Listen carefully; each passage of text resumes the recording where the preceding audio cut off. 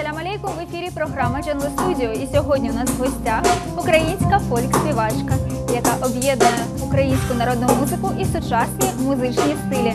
Це Іванка Червінська. Зустрічайте!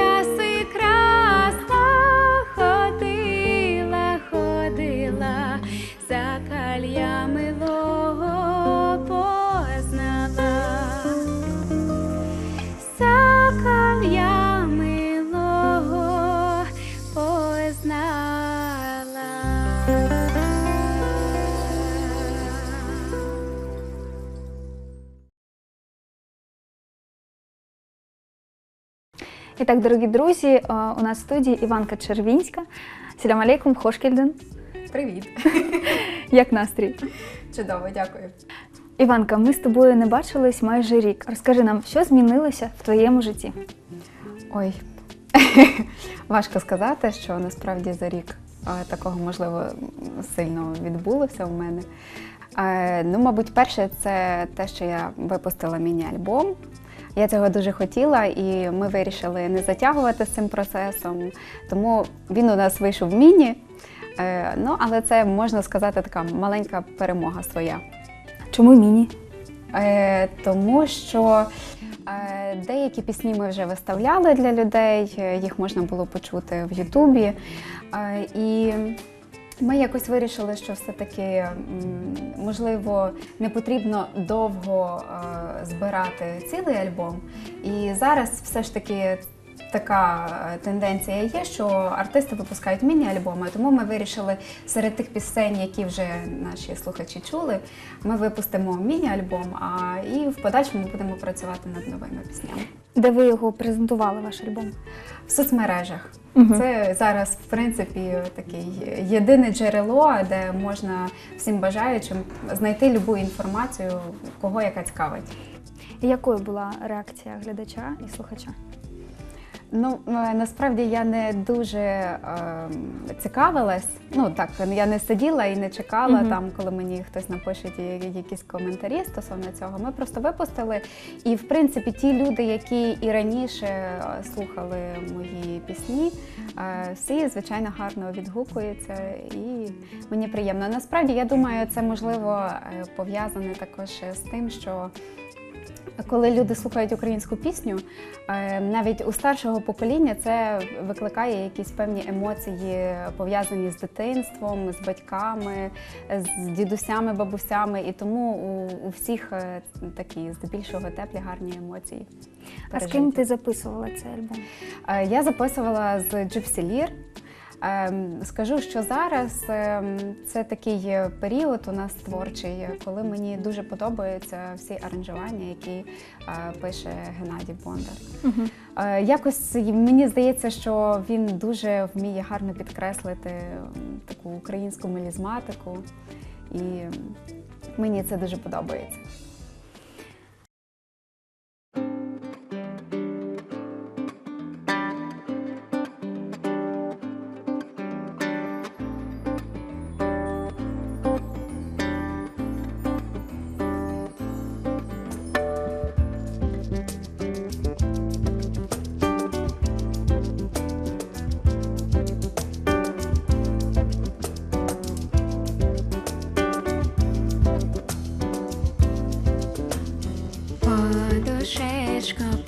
Подушечко моя поховая, дівчинонько, дівчинонько моя молодая, кого люблю, того поцілую, подушечку поховую, тому подарую.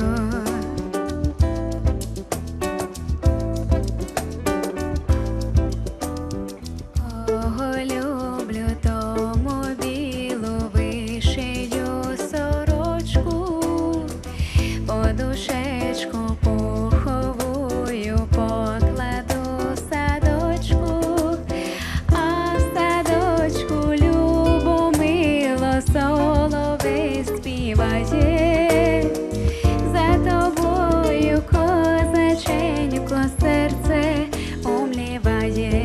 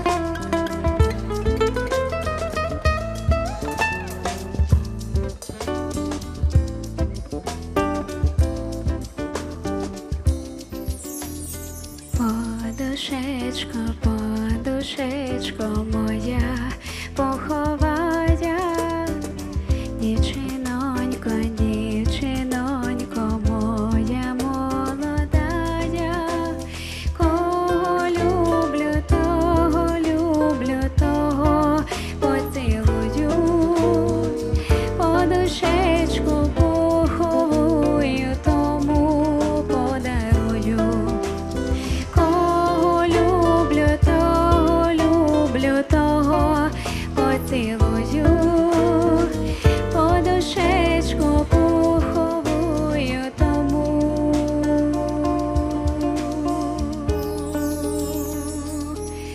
Подарую каяда, каяда, каяда.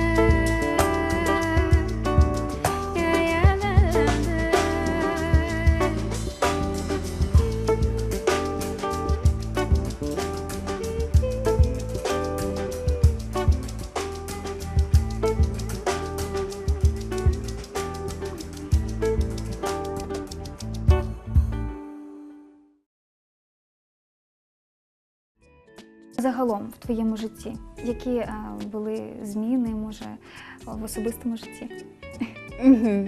Я знаю, що ти десь мандрувала. Мандрувала. Я взагалі дуже люблю мандрувати. І так, я багато де побувала цьому році. Мені навіть здається, якраз 17-й рік це був такий рік багатий на подорожі. Але скажу, що частина цих поїздок були пов'язані з концертами. І це таке було дуже гарне поєднання. В Ізраїлі. В Ізраїлі, в Єгипті 2 рази ми їздили з Марічкою Бурмакою і з Чіпселір, ми давали там концерти. Тому це було дуже такі гарні пережиті емоції разом. В Єгипті для кого ви давали концерт? Ми в Єгипті виступали для українців, які їздили відпочивати туди, і просто для них були концерти з українською музикою. Самі відпочили?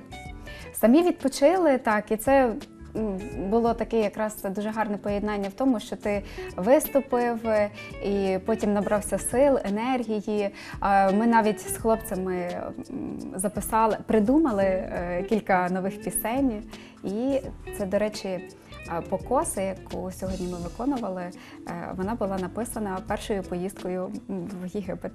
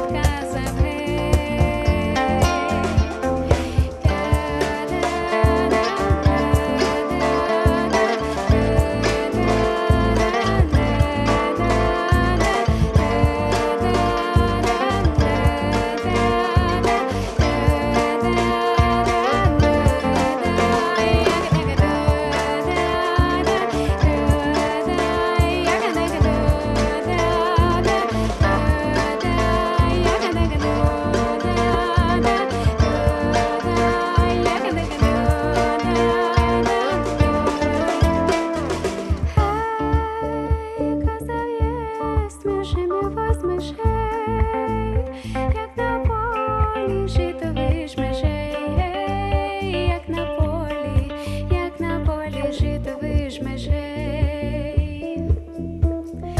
Я дивився, ще покосив гей, а до мене не зголосив гей, я до мене, а до мене не зголосив гей.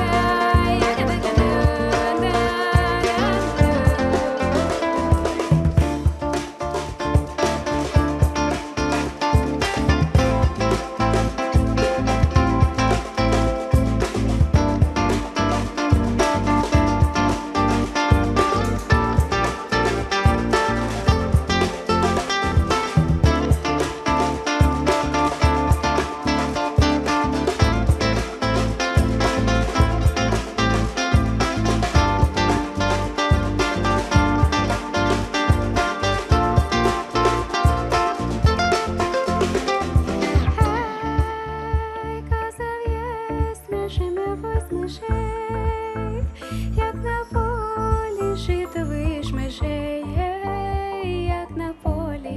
як на полі житовиш межей.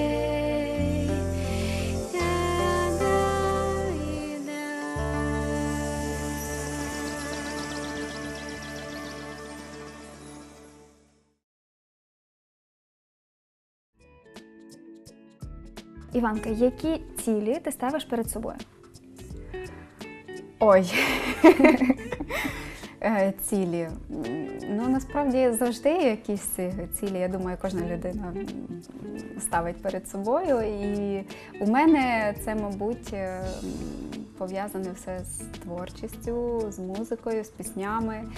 Я вчуся грати на гітарі, і це теж стимулює мене до того, щоб пробувати писати свою музику.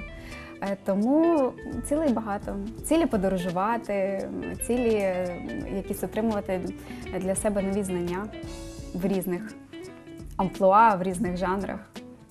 Якими принципами ти ніколи не поступишся, йдучи до своєї цілі? Мені знову хочеться сказати «ой» після поставленого запитання. Не знаю, насправді я не дуже задумувалася, перед чим я би там не могла зупинитися.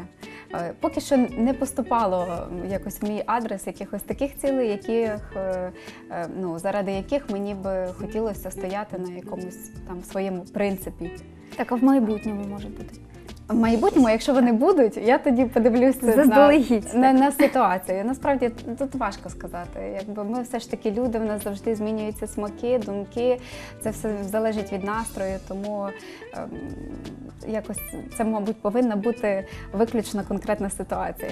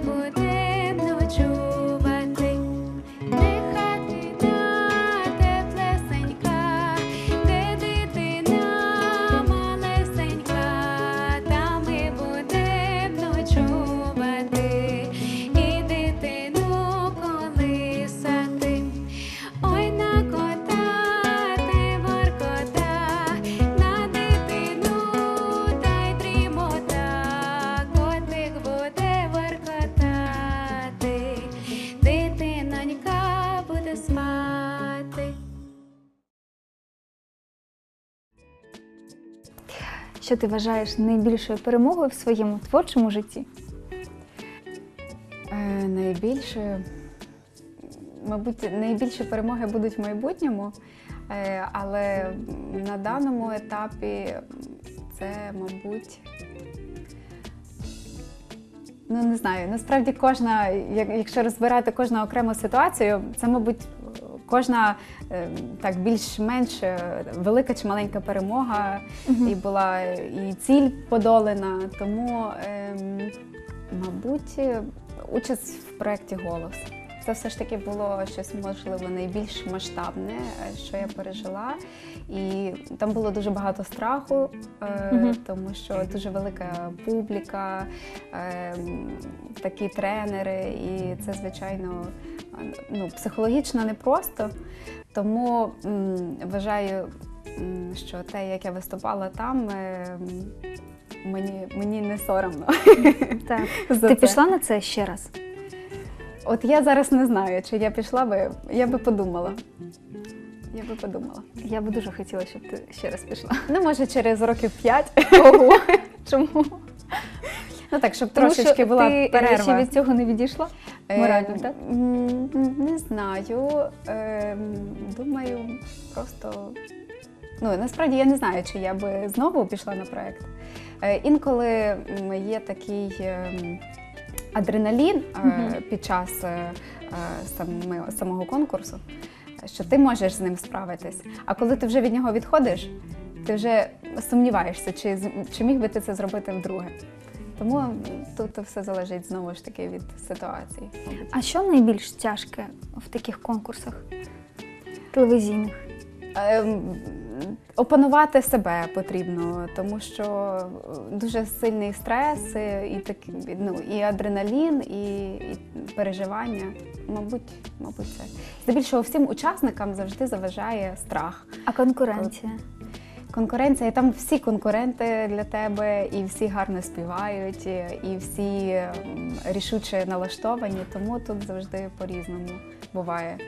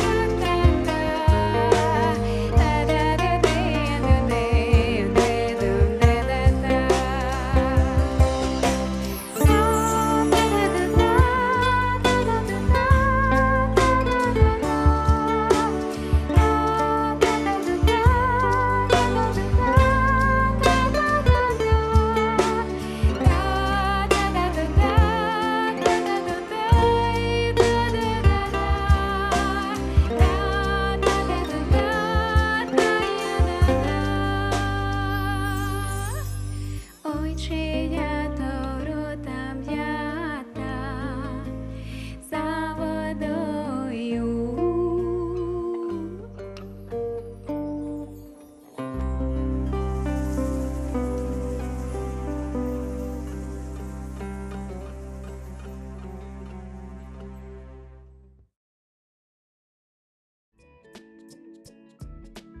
Якщо б ти змогла повернути час назад, чи змінила б ти щось?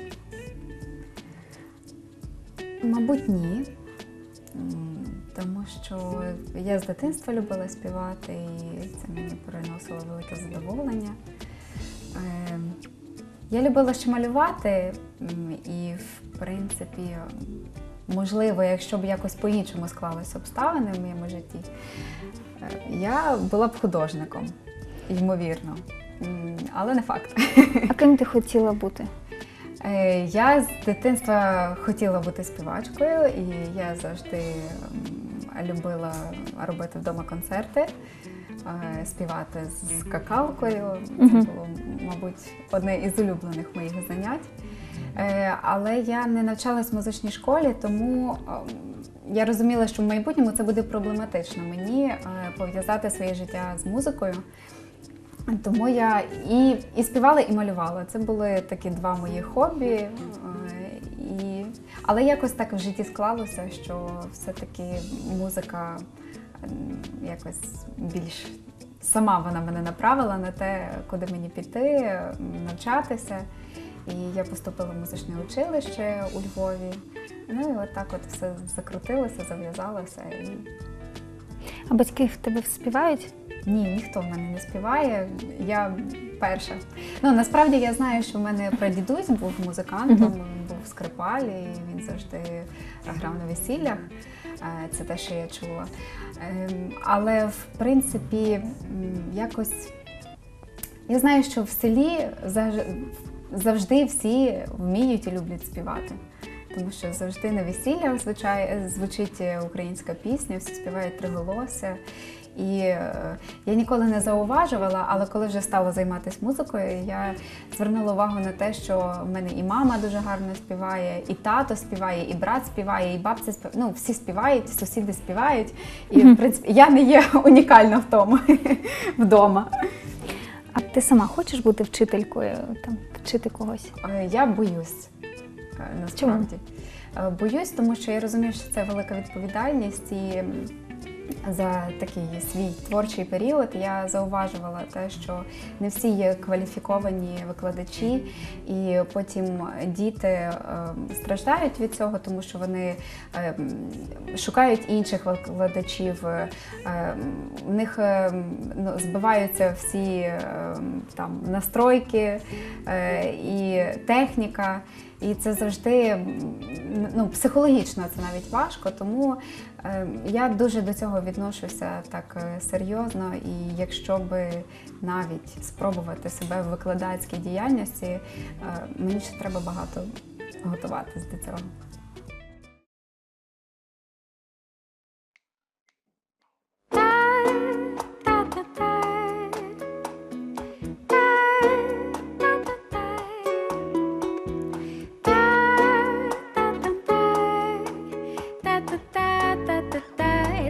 Ta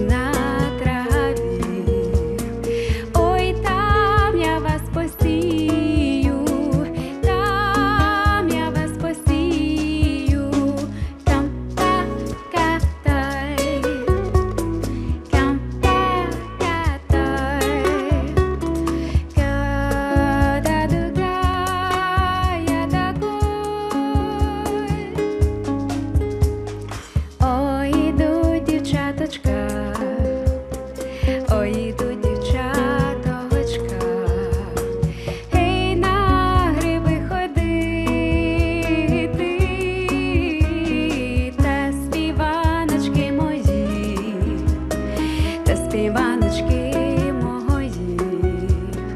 Гей, в траві находити, всіх в траві находити. Там-та-ка-тай, там-та-ка-тай. Когда другая такой. Ой, ідуть ликіники, ой, ідуть ликіники. Гей, та траву косити, та співаночки мої, та співаночки мої. Гей, в траві находити, всіх в траві находити. Кам-та-ка-тай, кам-та-ка-тай. Когда другая такой.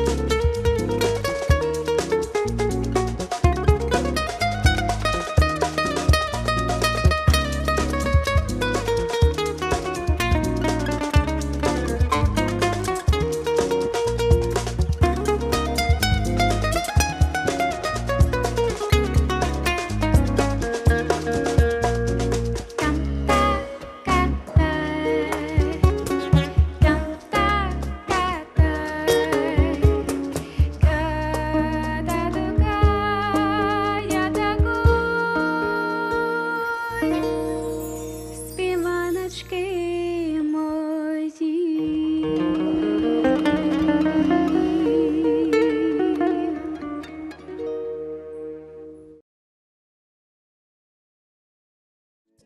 Де тебе зараз можна почути? Де ти виступаєш? Ну, звичайно, найбільше це в соцмережах. Зараз Мгм. є Фейсбук, там Ютуб, У де тебе дуже гарний сайт. Дякую. І на сайті мене теж можна Так, почути. так. Ми стараємося завжди оновлювати його, і вся нова інформація, яка є, її можна там знайти. По телебаченні, ну, звичайно, в нас і досі є певні такі моменти, які артистам в моєму жанрі не дуже сприяють, тому що це як стосується і радіо, коли ніби Чому? в принципі є зараз можливість, щоб тебе могли люди почути, але не всі пісні приймають і говорять, це не підходить нам по формату. Тому А який ніби... зараз формат? Розкрий нам. Я не знаю. Що таке формат? Я не знаю, можливо, загалом? формат пов'язаний з українською піснею, але можливо якісь більше жанри поп. Все-таки, я не знаю, це для мене теж частково є загадкою. Шаблонів основних немає. Ні у кого. Ну, от скажи мені. Я теж не знаю. Я не знаю, що таке Я не формат. знаю. От формат, мабуть, пов'язаний з тим, що Поп не поп, так? поп не поп, рок не рок. Ну, а ти би поступилася принципами своїми, наприклад, ти би співала поп-музику, щоб бути знаменитою? У мене нема цілі, от якраз це ключове, от бути знаменитою. Я співаю українські пісні, тому що мені подобається їх співати. Я ж виконую не тільки українські народні пісні, я співаю джаз, поп, кавера. Це завжди буває по-різному, залежно від ситуації, але просто українські пісні, вони мені подобаються найбільше, і тому я більше хочу, щоб їх чув слухач, глядач. А от стосовно якихось оце форматів, ну, звичайно, щоб заробляти на життя, потрібно крутитися залежно від тих чи інших ситуацій. А якщо стосується виключно творчості, то мабуть, мій формат це такий, от формат Іванки Червінської зараз.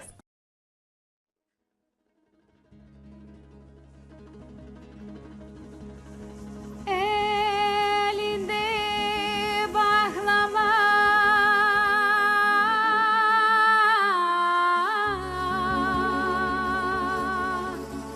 Hele kozlu maklama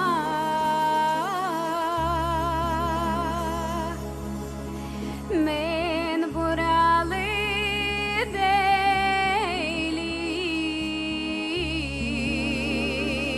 değilim Mana gönül baklama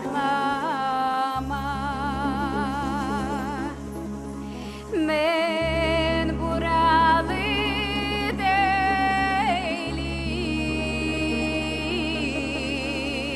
değilim Mana gönül baklama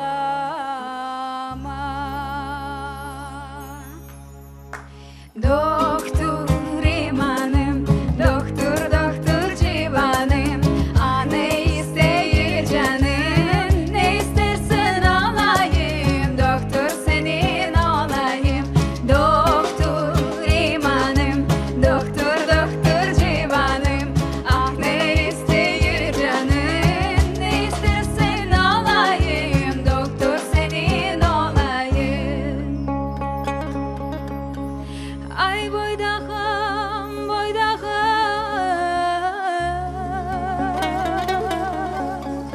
Gece kunduz sedayım Alacak olsan al beni Almazsan unuttayım Alacak olsan beni Almazsan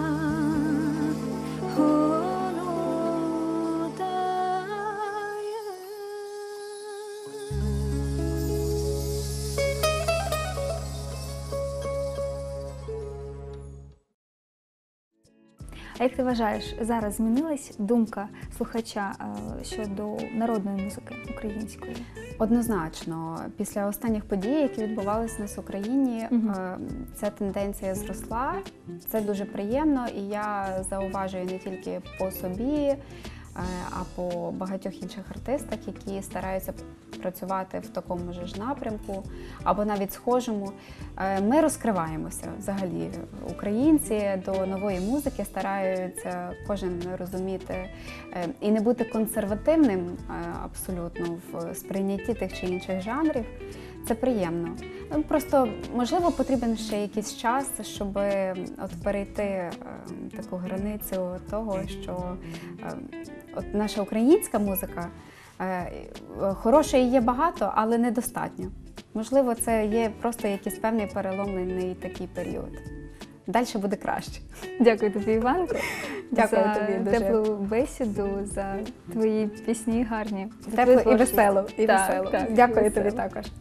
Ну, а ми бажаємо вам якісної музики. Залишайтесь на телеканалі АТР.